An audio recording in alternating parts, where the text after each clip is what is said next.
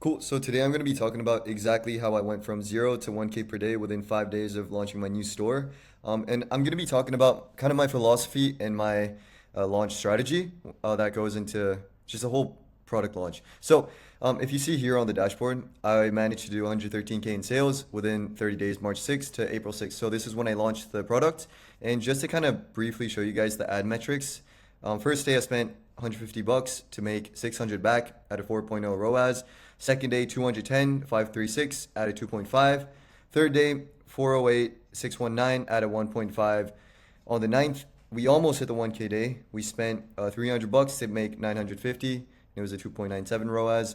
And finally, on the fifth day, 10th of March, we spent 650 bucks to make 1300 back at a 2.0 ROAS. So it only took 5 days. And I'm going to talk to you guys exactly about what I think about and what goes into the actual launch when I do launch a new product. So, number one is extensive market research. And what I mean by that is number one, I do a lot of competitor research to kind of see the numbers that they're doing. So I always go to check on similarweb for the significant competitors. And what I mean by that is if you go to ad library and you search for people running the same product as you, there's like a lot of shitter stores who are not doing any numbers, who don't really know how to do ecom that well. So I don't really count them as competitors. I only count people who are actually doing numbers and their numbers show up on similarweb. So that's what I check for number one, see that they're doing good numbers and how they're currently marketing towards their customers.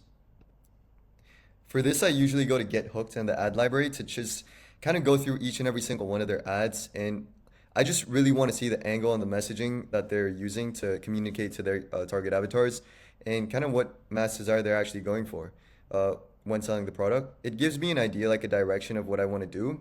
And it also leads into my third point, which is trying to find any gaps in the market. So by doing the competitor research and the market research, I'm able to find out who is not being served to, like which avatar is not being served to that also needs this product. For example, if I'm running like an acne cream that gets rid of pimples, if every single one of my competitors are targeting students like who just hit puberty that get acne, I could target the adult market and only market to people within the adult acne niche, right? Because they're not being served to, but they also need the solution, right? It doesn't really work like that. It's not that simple, but at the end of the day, I'm just trying to get the point across. So this is what I do. Because this is exactly how I can be different in an extremely saturated plus sophisticated market. Because acne creams are super saturated. Everybody's seen them before.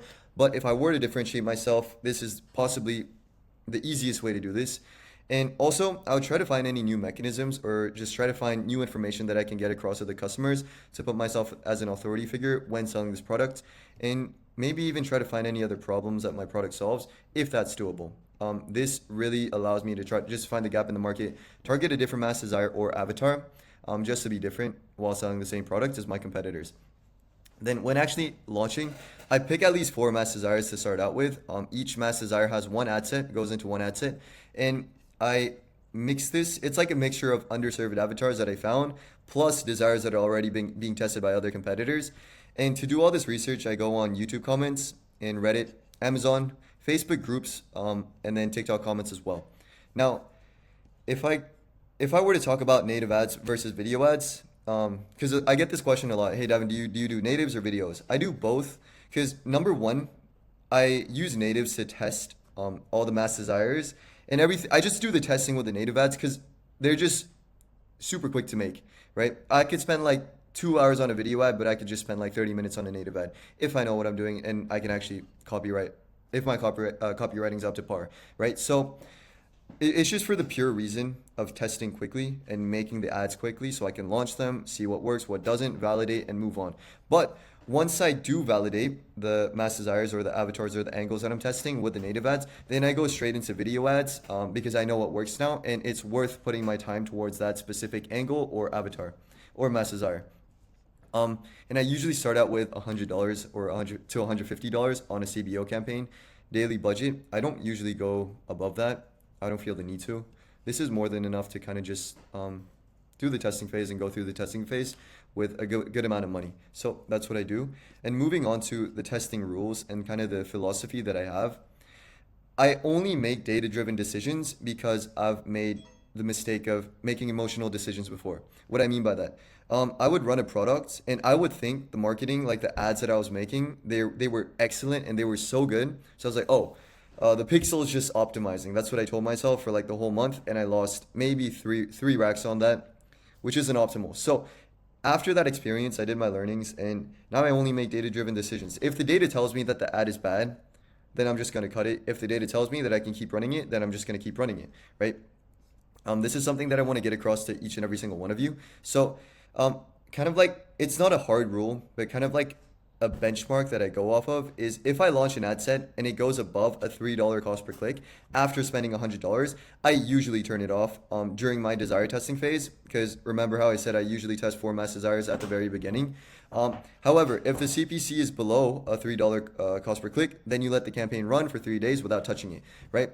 And after your campaign hits somewhere between a total of 400 to 500 bucks over the course of 2 to 3 days, I just look for the winning desire or the ad set that has the winning desire, and I just move straight into angle testing, because once the mass desire has been validated, you want to try to crack as many winning angles as you can to start scaling the store and just start scaling your product, right? So, but if none of your ad sets, sorry, pull in any purchases, or if your highest spending ad set and the overall campaign is sitting below your break-even ROAS, then I usually just try to test more mass desires until I find something that actually works, and then move into angle testing after that.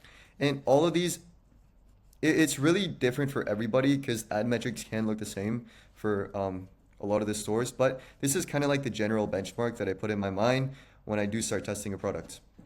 And if I were to talk about scaling, when I do scale, I usually scale by 20 to 30% if I'm spending more than like 2K a day.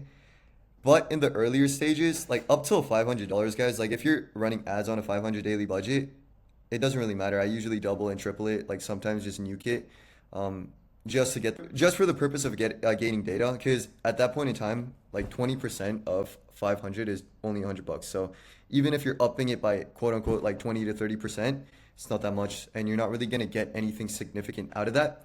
So, but that's pretty much my philosophy and my testing strat when I do launch a new store and a new product. And I feel like if you guys were able to go off this philosophy and this general benchmark that I have as well, you guys can test with much more intent. But yeah, I hope that was helpful, and see you guys in the next video. Thank you.